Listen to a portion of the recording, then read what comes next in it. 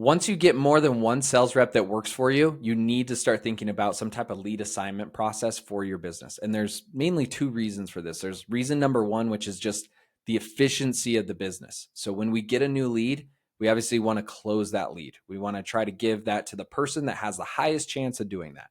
And you can do that typically through two models that I see the most: performance-based lead assignments and then territory-based assignments. We're going to talk about territory. I have talked about performance-based on a whole other video if you want to go watch that. This situation is a little bit easier to set up. I also want to say it's a little more popular probably because of that. There's less thinking involved.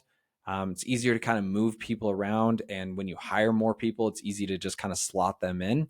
Versus performance-based, you really got to know, what is John good at? What is Allie good at? What kind of objections do they handle the best? What kind of leads do they close most often? You got to kind of figure that stuff out. So performance-based seems to be more of the long-term play that people will look into, whereas territory, like I said, if you get more than one sales rep, this is just a really easy one to just set up and get going with. So really straightforward here. Really what we're doing is we're going to show you that when a new lead comes in, it gets sent to the right sales rep based on where they live so that your team can respond to them quickly and everybody knows exactly what leads they should work and what leads they should not work. So what we do here is a new lead hits your Salesforce. We're then going to look or ask the question, what kind of location is this? This is not limited to countries. You could do this by state. You could do this by region. You could do it by country if you want. You could do whatever you'd like. In this situation, to make it easy to understand, I've just done it by country.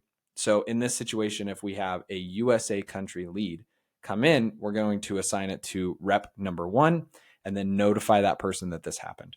Same for Latin America, same for Asia, same for Europe, and they'll go to 2, 3, and 4. So really straightforward process on how to do this.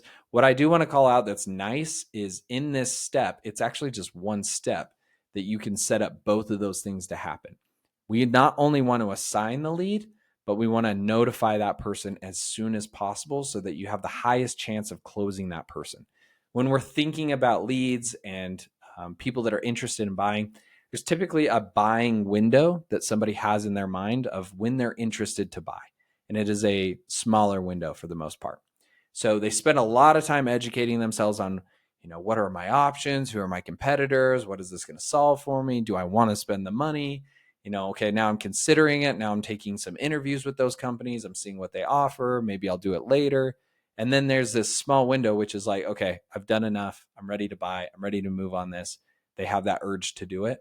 So you really, really want to capitalize on that, which is why this extra step of notifying them is so important. So what we do here is in one step in Salesforce, there's a little checkbox when you set up something called lead assignment rules. When you set that up, there's a checkbox that says email. You can check that. And what this will do on top of assigning it to them, it will automatically send them an email to say, hey, this lead was just assigned to you. Please go work it. You could also do a custom notification in Salesforce that we do often. Let's say you guys live in Slack and email's not really your choice place to communicate. We could also set one up to go to Slack instead. So in Slack, it would say, go work this lead. And we can also include things just like the email, a link to the lead so they can just click it and go right into Salesforce. We can include the first name, the last name, the phone number, the country, the company, even the description of what they said they wanted to talk about. We can include all the details that you want in that Slack or email. So they already get a preview of who that is, what it's about before they click into Salesforce, which is super nice. But again, you want to have this here so that your business runs efficiently, like we're saying, and that you have the highest chance of closing the lead to make more money. And then 2, so that you don't churn out a talent because they don't feel like there's favoritism going on. So if this is interesting to you, you don't have this set up, you want us to come and take a look at your business to see how this would work the best, click the link below in the description. It'll send you over to see if we're a good fit for you guys. And if we are, love to set this up for you.